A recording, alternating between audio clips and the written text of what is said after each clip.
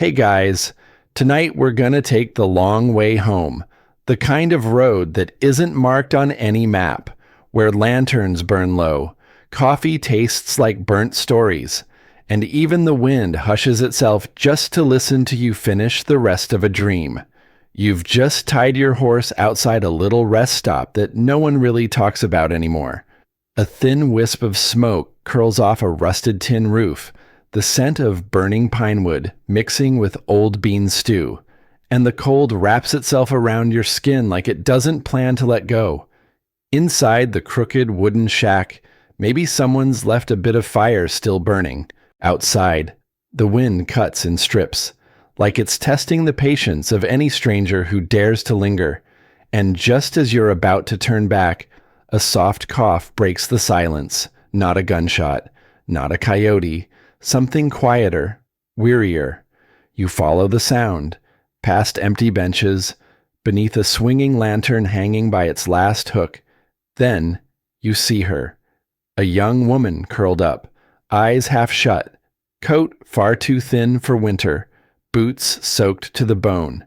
A nurse, or maybe someone who used to be one, sitting so still it's like time itself forgot her. You're not the hero type, just a cowboy who likes his coffee hot and avoids trouble early.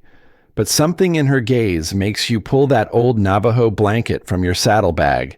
Without thinking, you say nothing, you simply place it gently over her shoulders. Her eyes flick up, a little startled, then lower again like she's afraid this is a kindness she didn't earn. No thank you. No who are you? No why do you smell like cinnamon whiskey and horse sweat? Just the way she clutches the blanket, like it's the first thing today that didn't ask her for something in return.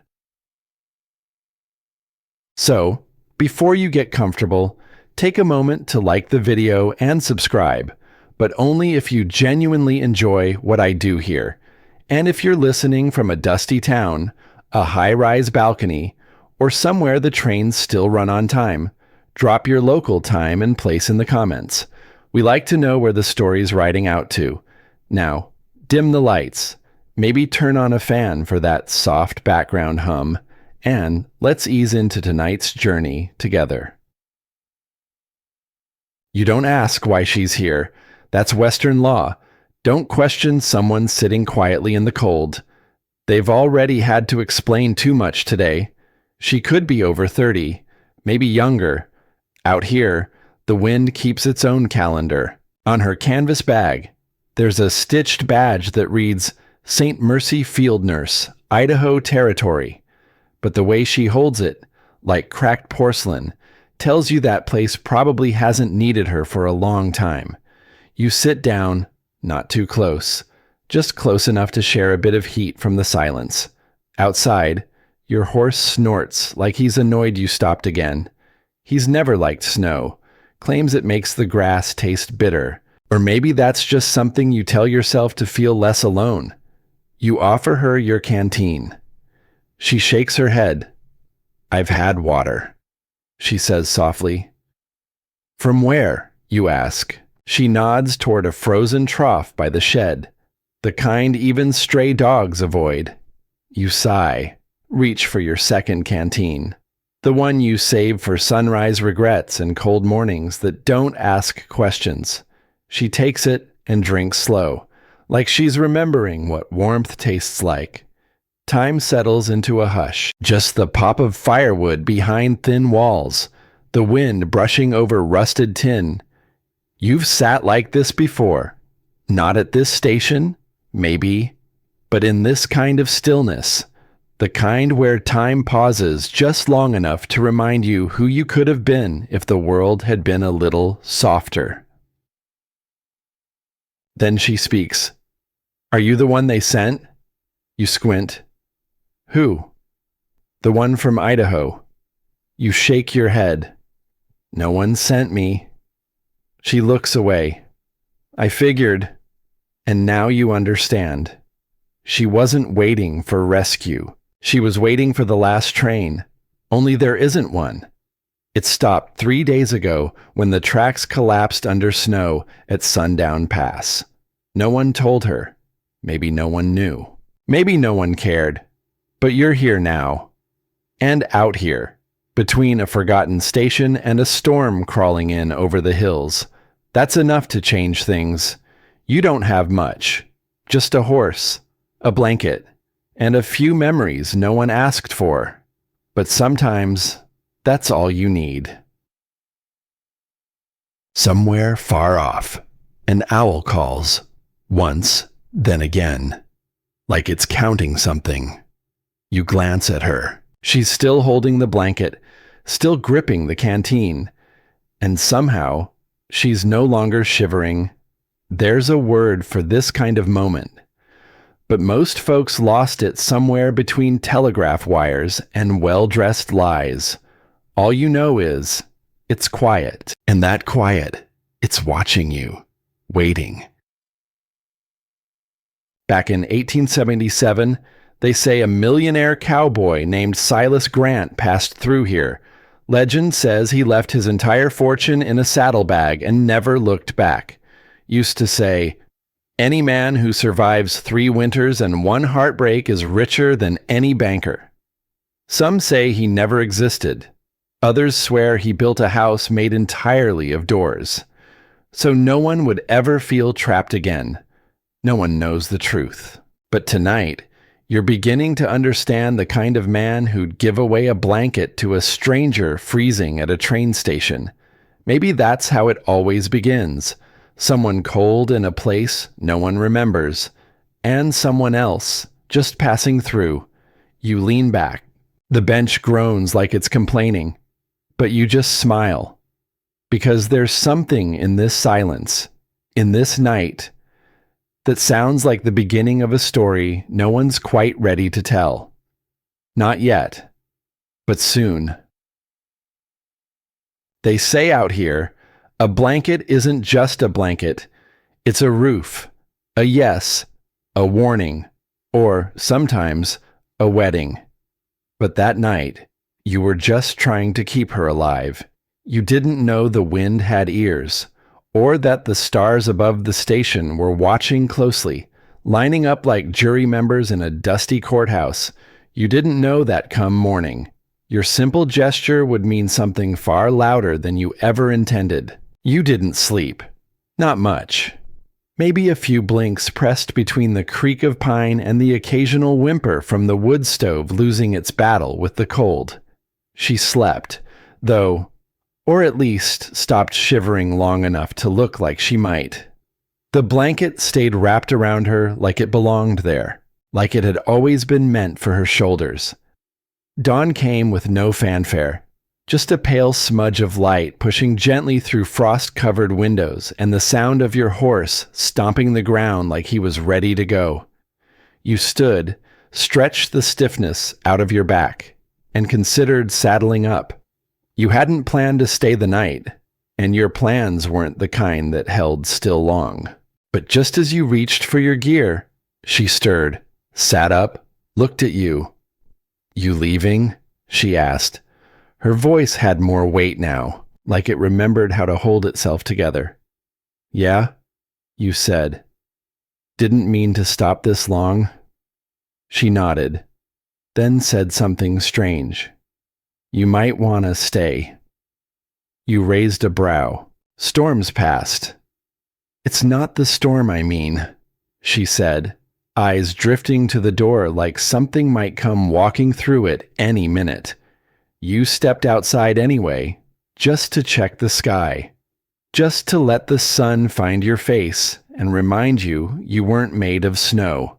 That's when you saw them, 4 silhouettes on horseback, sitting silent at the edge of the rise like a line drawn in the dirt. They didn't wave, didn't approach, just watched. You watched back, for a long while, until one of them turned and rode off, slow and easy, like the rest would follow once the message had been received. And they did, one by one, without a word. You walked back inside, confused. She hadn't moved, just sat there holding the blanket like it was sacred. Who were they? You asked. Scouts, she said. They just needed to see I was okay. Okay? That I'd been claimed. You froze. Claimed? She didn't answer, but the look on her face, soft, sure, almost embarrassed, said more than a paragraph could. You sat down slowly, suddenly aware of the weight of that blanket, the shape of your name in the wrong kind of story. Is this some kind of misunderstanding? She shrugged. Depends what you think you did. I gave you a blanket. Exactly. Silence settled like dust. Look, you finally said. I didn't mean. I know, she interrupted, but they don't. You leaned forward, elbows on knees, head in your hands. Well, what do we do now? She folded the blanket carefully across her lap. They'll be back. You might want to figure that out before then. Out here, meaning's a slippery thing. You tip your hat, and it might mean hello, or thank you, or I forgive you. You give someone your water, and it might mean friendship, or that you're ready to follow them into a canyon you'll never leave. You hand someone a blanket in the snow, and it might just mean you've promised a future without even knowing you had one to give. You never thought yourself the marrying kind. Too many horses, not enough chairs, too many unfinished miles between towns that don't remember you anyway. But that morning, as the sun crawled up the back of the sky and her breath hung soft in the air beside you, you started to wonder if maybe, just maybe, the West had plans for you after all, or maybe the blanket had made them for you. Either way, you were no longer alone. The plan was simple. Saddle up, ride west, and put some distance between you and whatever yesterday had decided to become. 10 miles, maybe 12. Just enough for the wind to sort things out, or at least carry your name a little farther from questions you weren't ready to answer. You didn't say goodbye, just left the blanket folded on the bench beside her, cinched the saddle tight, and gave her a look that meant nothing and everything. She didn't stop you, didn't ask where you were headed or if you'd ever circle back. She just sat there like someone who already knew the miles don't matter when a story's been set in motion. The road east was half frozen and quiet. The kind of quiet that presses into your ears until all you can hear is your own breath and the creak of leather. The sky stretched clean and wide, cloudless and sharp, and the sun glared down like it was trying to make a point. You didn't care. Your horse didn't either. He moved steady, slow, familiar. A few miles passed without much thought, but you felt it building. Around mile 3, the silence got heavy, the kind that invites your past to crawl back into the saddle behind you. You thought of her face, of the way she said claimed, of those 4 riders watching from the ridge without saying a word. You'd seen that kind of look before, not in a woman's eyes, but in the eyes of a man ready to trade blood for honor. By mile 6, the wind picked up, not enough to bite, just enough to speak. It told stories and whistles through the sagebrush, told you maybe the West had its own language for promises, and maybe you'd spoken one without meaning to. You passed a fallen fence, its posts leaning inward like old men at a graveside. A crow watched you from a dead cottonwood limb, still as stone. At mile 10, you gave up pretending. This wasn't about clearing your head. You weren't riding away. You were circling something. A decision, maybe. A feeling. The creek you stopped at was half frozen, just a trickle of silver cutting through frostbitten stone. You let your horse drink, sat down on a cold rock, stared at the water, and tried to lie to yourself. But it came anyway, the memory. Not last night, not even last year. Farther back, a different woman, a different silence. The same ache in your ribs that said, "You could have stayed, you should have stayed." You stood up slow, brushed off the dust, looked west, then looked back toward the station. The sun was dropping fast. You wouldn't make it far before dark, but for once, that didn't matter, because leaving didn't feel like peace anymore. It felt like forgetting, and you weren't ready to forget. You mounted up, turned the reins. Your horse didn't protest. He just gave a small snort, that kind of sound that says, "Took you long enough." And maybe he was right. You didn't argue. You just tapped your heel, leaned into the wind, and rode back the way you came, toward a nurse who hadn't asked you for anything, toward a blanket that might have spoken louder than you knew, and toward something that felt less like a mistake and more like a beginning. You weren't sure she'd still be there. The station might have folded itself back into wind and dust like nothing had ever happened, but when you rode in near sunset, with the sky stretching long and low over the plains, she was still sitting there. Same bench, same blanket, same silence. But something about the way she held herself had shifted. She wasn't just waiting anymore. She'd settled, like the earth does after a storm, steady, unmoved. She didn't flinch when you tied your horse again, didn't smile, didn't frown, just watched you the way someone watches a clock that doesn't tick anymore. You sat beside her without a word. She didn't look at you, not right away. Then she said, "I made tea, sort of." She handed you a dented tin cup, steam rising in slow curls. "It's terrible," she added, "but it's warm." You took a sip.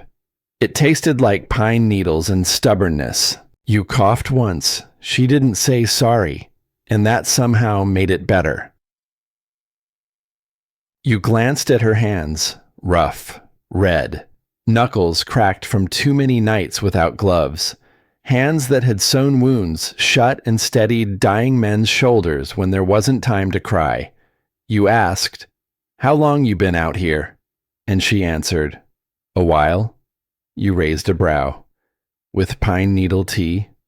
She let out something that was almost a laugh. "I was part of a medical unit, volunteers. We followed settlers and track workers, patched up what we could. Then winter hit, and the need for help stopped being louder than the cold. I tried to get out, missed the last train by a night." She didn't sound angry, just tired in a way that made your chest feel heavier than it had a right to. You looked away. She didn't speak. The silence between you didn't demand anything. Then she asked, "Why'd you come back?" You could have lied. Said your horse pulled the reins on his own. Said you forgot something in the snow. But instead you said, "I wasn't done listening." She looked at the blanket in her lap, ran her fingers across its edge like it was something sacred. "People think surviving out here means being tough," she said. "But sometimes it just means staying put when everything's telling you to run." She stood then, slow like the light at the end of a fire. "There's a stove inside," she said. "It barely works, but it remembers what warm feels like." She didn't wait for you, just stepped through the door like someone who had nothing left to prove. You followed, and it hit you somewhere between the creaking floorboards and the smell of old ash. Some women survived the West with a rifle, others with tea made from trees and hands that know when not to shake. She had both, and for once, you weren't trying to ride away from that. The stove inside was barely more than a square box of rusted iron and wishful thinking, but she bent beside it with practiced grace, fed it kindling like it was a small animal she'd once saved from the cold. You watched her from the doorway, the flickering light pulling long shadows across her face, softening every edge. She didn't speak for a while, didn't ask questions, didn't fill the space with anything that didn't belong. It was the kind of quiet that invited memory. She stayed because something in this place matched something in her. Something unfinished, something waiting. You didn't ask what. You just listened. To the wind pressing against the windows. To the sound of her breath sinking with the stove's sigh. To the silence that wrapped around both of you like a second blanket. "There was a man," she said finally. Not loud, not careful. Just steady. A railroad medic. We weren't supposed to be anything to each other. Rules and ranks and all that. But we shared the same nights, same frostbite, same stories nobody else wanted to carry. She stirred the fire. He got sick, one of those fevers that takes the mind before it takes the lungs. I stayed with him 3 nights. He thought I was his sister, then his wife, then no one at all. By the time the sun came up, he was gone. You didn't move, didn't say you were sorry. The way she told it, you got the sense sorrow wasn't what she wanted from you. "I buried him," she continued. No headstone, just wrapped him in his coat and marked the spot with a shovel handle. No one ever came back for him. So I did. I come through here every year, more or less. Leave something small. Last time it was a matchbox. This time I was going to leave the scarf he gave me. But then the storm came, and the train didn't. So I waited, then you showed up. You leaned back against the wall. The fire was finally catching. Shadows danced on old maps tacked to the wall, lines drawn to places neither of you would ever reach. "You could have gone somewhere else," you said. "Found another camp, another road." She looked up, not at you, but through you. "Maybe," she said. "But I knew if I waited long enough, the West would send someone who'd understand without asking." You weren't sure what you'd done to earn that kind of faith. Maybe it was the blanket. Maybe it was the way you didn't fill her silence with your own. But in that moment, sitting across from her in a half-lit room that had no name, you felt more known than you had in years.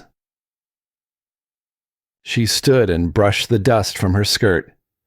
"I stay because the world out there rushes past things it should have stopped for. I stay because not everything that's broken needs fixing. Some things just need to be remembered." Then she turned away from the fire, and the way her eyes found yours, calm, dry, unflinching, it felt like you'd stumbled onto something old and sacred, like a place between heartbeats where grief sits down and chooses not to leave. And just like that, you understood why she stayed. You didn't mean to take her with you, not at first. You were just leaving. The storm had passed, the sky had cleared, and the road west was calling with that long, dry voice it always used, promising nothing, but offering silence. She was the one who said, "I'll walk with you to the fork." It was a short fork. Maybe 20 minutes on foot, but 20 minutes became a mile. 1 mile turned into a second. And by the time the sun hit high noon and your horse began looking back at both of you like you were taking your time on purpose, you realized neither of you had mentioned goodbye. The land out there was open and slow. It didn't rush you, didn't ask for answers. You passed dry creeks, 2 broken fences, and an old signpost that used to say something, but the letters had long since peeled off, leaving behind only directions to nowhere. And still she walked, boots quiet, breath steady, like someone who'd made peace with not needing permission. Around the 4th mile, she finally asked, "Where are you going?" You said. "Back to the ranch." She asked, "What's it called?" You paused a second too long. "Never named it." She gave a soft smile, the kind that doesn't expect an answer. "That's good," she said. "Things without names last longer. They don't get rewritten as easily." The trail veered off behind a line of cottonwoods, and the first slats of your gate came into view, crooked, weather-bitten, hanging like a sigh. She stopped walking, looked at it. "This yours?" You nodded. "Yours alone?" You hesitated, then nodded again. She didn't say anything, just kept walking. The house, if it could still be called that, leaned left like it had chosen a side long ago. 3 rooms, 1 chimney, and more stories in the wood than anyone would ever know. You led her inside without ceremony. No apologies for the dust. No explanations for the cracked window or the way the screen door sighed like it remembered someone else. She walked through like someone entering memory, paused at the hearth, pressed her hand once against the edge of a table that hadn't moved in 5 years. Then she sat down, not like a guest, but like someone who knew how to leave without causing harm. You brought in water. She warmed it. You didn't speak much that night, just moved near each other in the way wild animals sometimes do, not touching, not threatening, just not alone. And when the moon climbed the wall outside and lit up the old floorboards in streaks of silver, she looked around and said, "You know what I like about it here?" You raised your eyes. She said, "It doesn't ask anything from me." And that's when you knew. She wasn't just passing through. She wasn't resting. She was letting something root. He showed up the next morning like he always did, unannounced, half grumbling, and smelling faintly of mule sweat and peppermint snuff. Hank wasn't your uncle by blood, but out here, kinship gets measured more by fence posts fixed and winters survived than by what the courthouse says. He didn't say hello, just rode up slow, tipped his hat like it was half stuck, and said, "You got company, or did the wind finally grow legs?" You told him there was coffee. That bought you 3 minutes of silence. She was out back at the pump, sleeves rolled up, face turned toward the sun like she was trying to remember it. Hank saw her, didn't say anything right away, just watched. Then he muttered, "She knows how to walk like her boots belong." You didn't ask what that meant. With Hank, half his wisdom came pre-dusted with mystery. Inside, with a mug that had more chips than paint left, he leaned back in your creaky old chair and stared at the rafters like the answers were hidden in the wood grain. "You know," he said, "I once thought I loved a woman because she could braid her horse's mane without looking." He sipped. "Turns out I was just impressed." "You said nothing," he continued. "Love's not a grand thing. Not out here. It's quiet. Like a fence that don't fall over in the wind. Like a cow that don't kick when you're limping." He looked at you over the rim of his cup. "You gave her a blanket?" You nodded. He grinned. "Well, that's practically a proposal where I come from." You tried not to smile. Failed. She came back in then, carrying a small bundle of kindling. She greeted Hank with a simple nod. He nodded back. Then, without asking, he stood, picked up the axe, and went outside to split wood like he'd always belonged there. You and her shared a glance, no words, just that mutual understanding folks have when something feels more right than it has any business being. That evening, as the sun slid down the back of the hills and turned the grass into gold thread. Hank sat on the porch, sharpening a knife that didn't need it. "If she can get the cows to eat from her hand," he said. "You marry her," you chuckled. "That your rule?" He shrugged. "A cow's more honest than most men. If she trusts her, maybe you should too." You didn't answer, but when you saw her out by the corral the next morning, a soft-eyed heifer nudging against her hip like it had found a long-lost friend, you didn't need to. He arrived 2 days later in a wagon too clean for this land and boots that hadn't yet learned how to bend. The kind of man who carried questions in his coat pockets and thought his title gave him permission to ask them. You were fixing the gate when you heard the wheels crunch against dry gravel. She was in the shed, sorting through old jars that hadn't held anything useful in years. The doctor climbed down like the dust offended him, looked around, eyes narrowed. "This the Morin place?" he asked. You nodded once. "I'm looking for a nurse. Evelyn March." You didn't say anything, just tipped your head toward the side of the house. He didn't wait for an invite. She came out slow, not hesitant, just calm, like she already knew this conversation was coming and had made peace with it long before the wagon ever turned onto the trail. The doctor straightened his back. "Evelyn, we've been looking for you." She didn't answer. "Your father's sent letters. He's worried. Said you'd vanished." Her face didn't change. Only her hands tightened around the edge of the doorway. "I wasn't lost," she said. "I just stopped being easy to find." He blinked. "We need you back. There's been a shortage in the northern camps. And with your training, I'm not going back," she said. Not loud. Not hard. Just final. Like a door that's already been shut before the wind even reached it.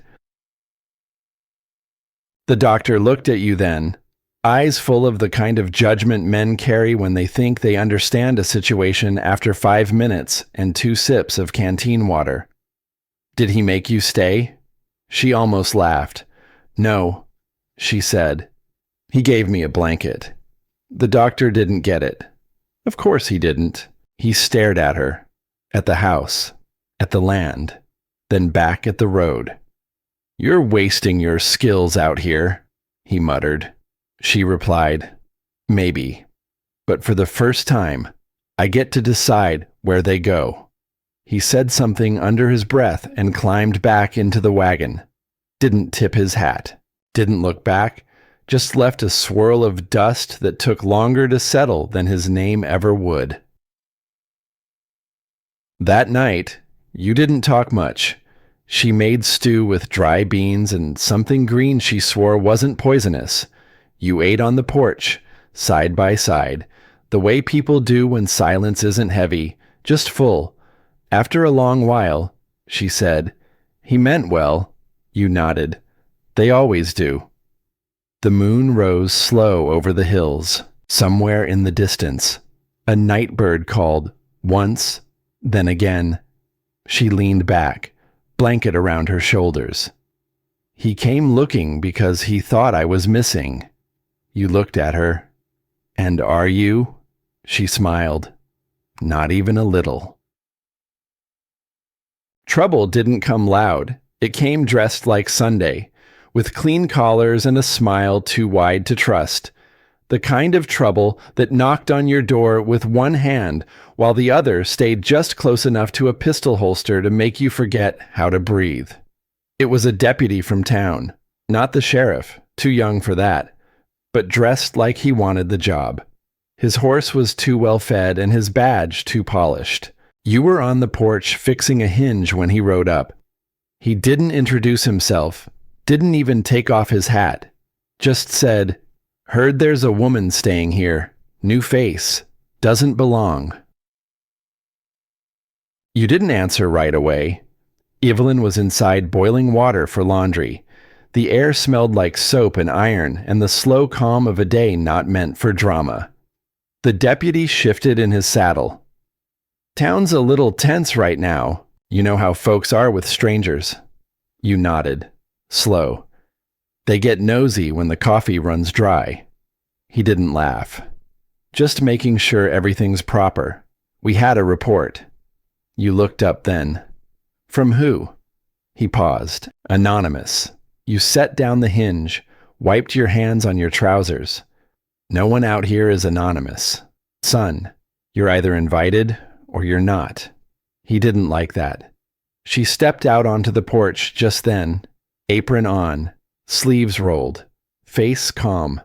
He saw her and tensed like he'd just spotted a cougar in church. Name? He asked. Evelyn March, she said. Problem?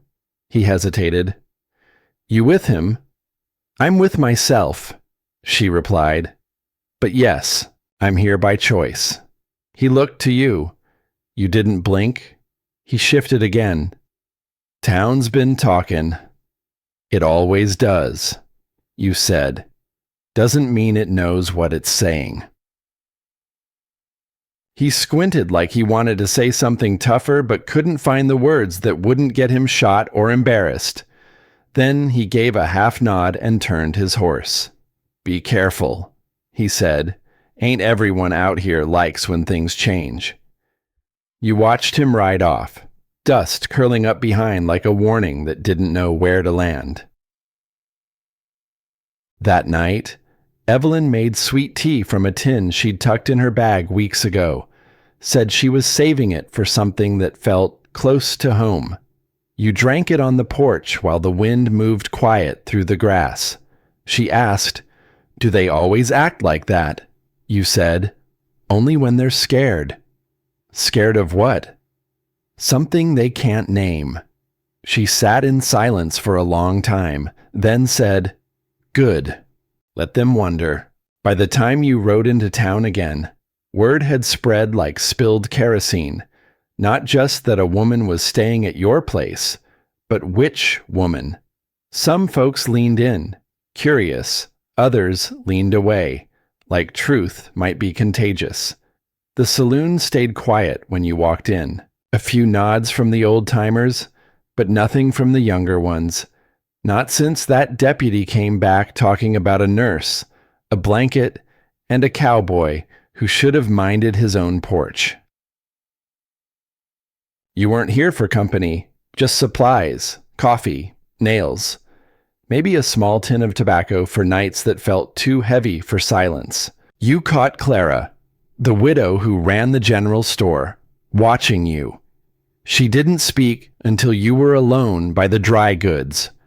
They say she's trouble, she said. They said the same about you, remember?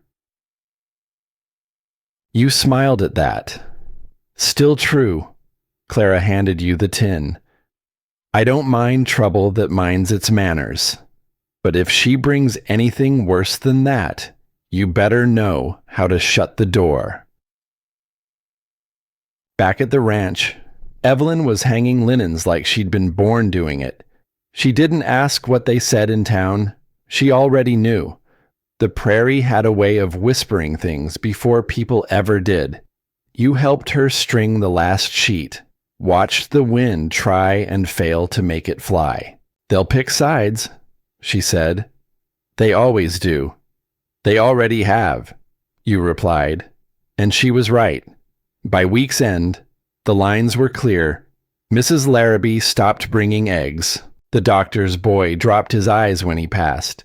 But Sam, the blacksmith, came by with a jar of honey and said nothing, just nodded and left it on the porch. Little Hannah from the schoolhouse brought a quilt her mother didn't know she'd taken, and old Tom Whitley left a box of books by your fence post, spine up, like that meant something. Not everyone liked change, but not everyone feared it either. Evelyn never asked you to fight her battles. She just boiled water, mended shirts, and planted 2 rows of beans like she'd be there to see them grow. You didn't call it love. You didn't have to. It was something quieter, something slower, like learning the shape of a hand by holding it every night without needing to explain why it still trembled sometimes. And you weren't trying to be a savior, just a man who gave a damn. Sometimes that was the most dangerous thing you could be. That night, the wind brought no chill, only questions, not loud ones, not the kind that knock on your door demanding answers, just soft, circling things, the kind that crawl under the floorboards and wait until sleep is shallow. You were outside, mending a loose hinge on the barn door. Evelyn stood by the porch, arms crossed, watching a sky full of stars blink like they were trying to send Morse code to the lonely. Behind her, the lamp flickered once, then steadied. You didn't speak. She didn't ask. The silence wasn't heavy anymore, but it wasn't light either. It was full, like a jug near tipping. "Do you ever wonder," she finally said, "why some folks never get a second chance?" You tightened the bolt. "All the time." She sat on the porch steps. "Then why me?"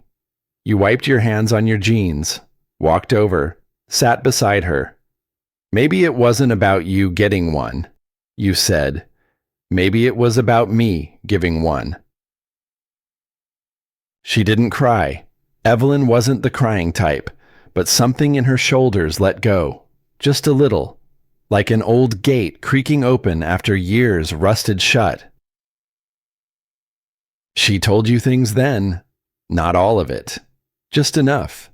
About Idaho, about the field hospital, about how mercy runs out faster when the wounded keep coming and the ones in charge don't care who stops breathing first. You listened, not to fix, just to know. Later, when you both lay in separate rooms, the wind pushed against the walls like it wanted in. You stared at the ceiling, listened to the creak of old timber. Somewhere down the hall, she shifted in her bed, not restless, just adjusting, getting used to peace. And you thought, maybe that's what healing looks like out here. Not miracles, not redemption, just two people sleeping under the same roof with no need to explain the silence between them.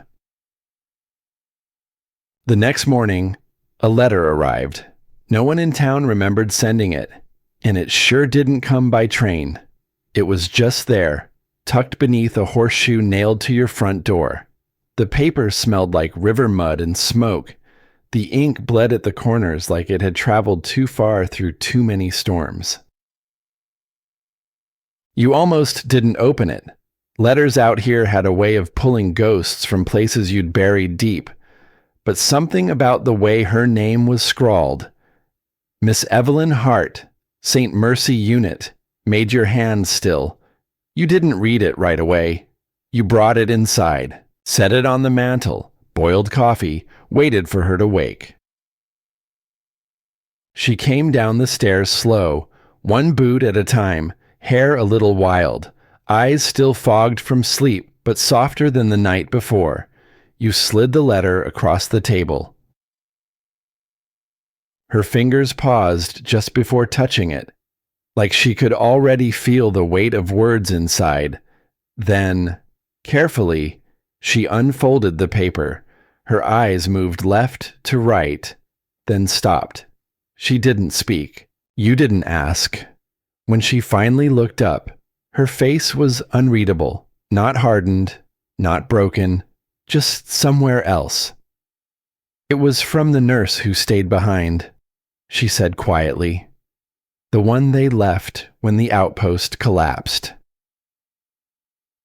She placed the letter face down, as if to close a chapter. "She said she forgave me," Evelyn whispered. "Said we all chose differently, that staying behind wasn't braver, just different." You nodded. Not because you understood, but because that's what people do when words are too big for rooms this small. The wind outside had gone still, the kind of still that comes right before a new season. Evelyn stood, folded the letter carefully, then tucked it into her coat pocket. I think I'd like to stay for a while, she said. You poured her coffee. We got winter coming, she smiled. I've faced worse. And just like that, you knew this wasn't about saving her anymore. It never had been.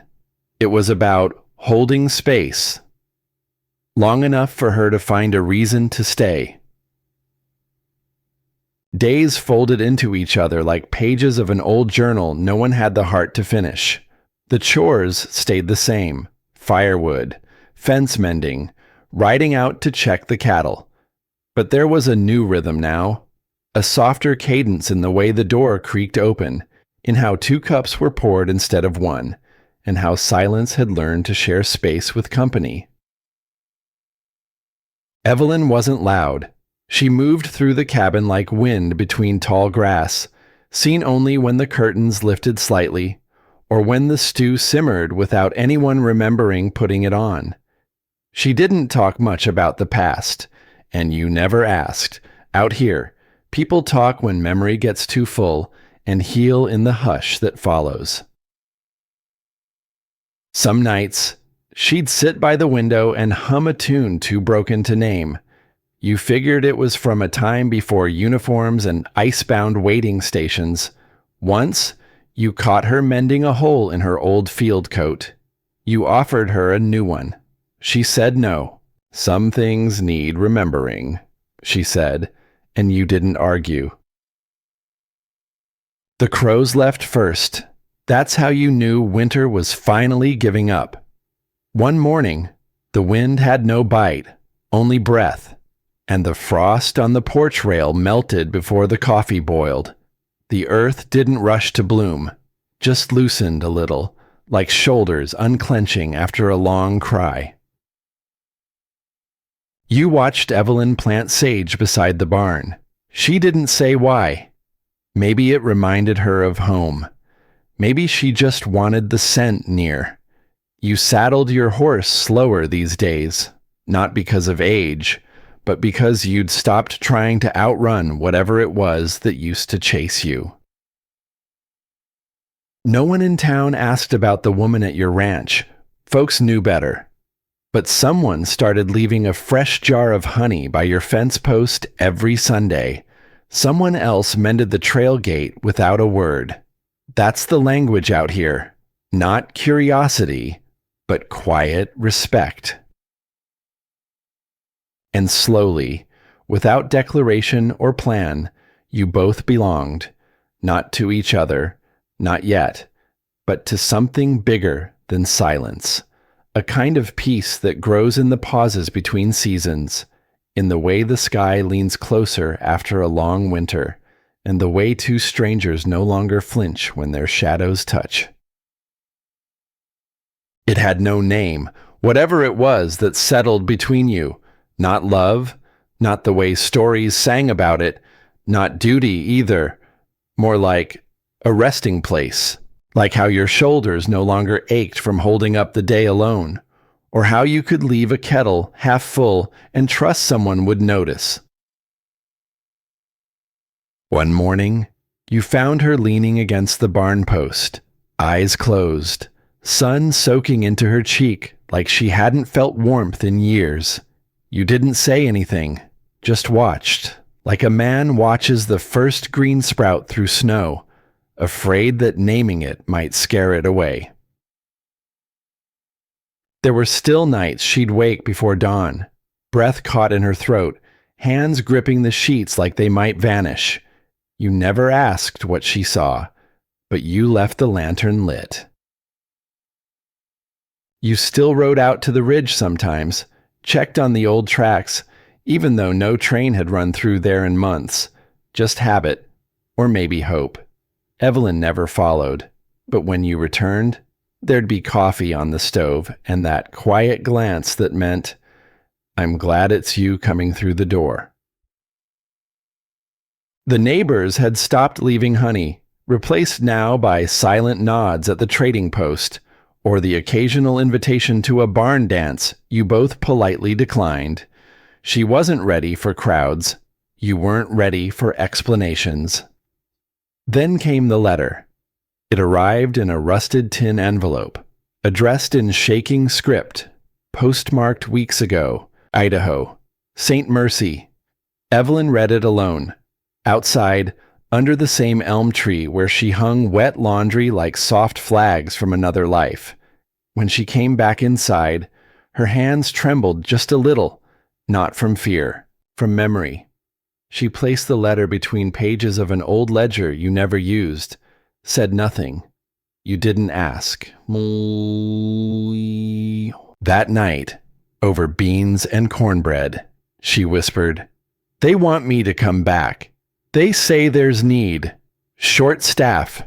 Too many wounded." You didn't blink. You just chewed slow, then set down your fork. "Do you want to?" She looked at you, not like a woman asking permission, but like someone checking if a door was locked. Then she said, "I don't know anymore. I thought I did, before the train, before the snow, before you." You poured her a second cup, let the steam fill the silence. "You don't owe anyone the rest of your pain," you said. "But if you go, I'll ride with you till the state line." She smiled, small, real. "You'd leave the ranch?" "I've left bigger things," you said. "But this..." You gestured around the cabin, the warmth, the quiet, her... "This isn't leaving, it's following." She didn't answer, but she reached for your hand. You didn't leave right away. A few more weeks passed, days that began with slow coffee and ended with starlight tangled in her hair. She stitched new patches onto the old Navajo blanket, not to fix it, just to honor it. "Some things," she said once, fingers dancing across faded threads, "don't need to be whole to be holy." Then, one soft gray morning, the train returned. Not the same one, not to the same place, just a whistle from the distant ridge and two black cars crawling through frost like they'd been looking for you both. She packed light, the way people do when they're not sure if they're coming back. You saddled the horse, left a note on the porch rail for whoever wandered through next. "The firewood's dry, the well's clean, the silence is kind." You rode alongside the train for a mile before she boarded. She didn't cry, neither did you. But your hand lingered longer on hers than you meant to. "You sure you don't want me to come?" you asked. "I do," she said. "But this part, I think I need to finish alone." You nodded. "I'll wait." And she believed you. The train pulled away, slow, dragging a thin line through snow, through time, through everything you both had and hadn't said. You watched until it was nothing but smoke curling over the horizon like a last sentence not yet written. Back at the ranch, life folded in again. The mule kicked over the feed bin. A hawk nested in the rafters. Someone left a half-empty jar of pickled peaches on your porch. No note. And one night, weeks later, you woke to the soft creak of the porch boards. Not a coyote, not wind, just weight. Familiar. You opened the door, there it was, the blanket, folded clean, smelling faintly of wildflowers and iodine. No letter, no name, just the weight of it in your arms. And in that moment, the story closed its loop, not with a kiss, not with a promise, just a gift returned, carrying something more than warmth, a memory, a vow, a home.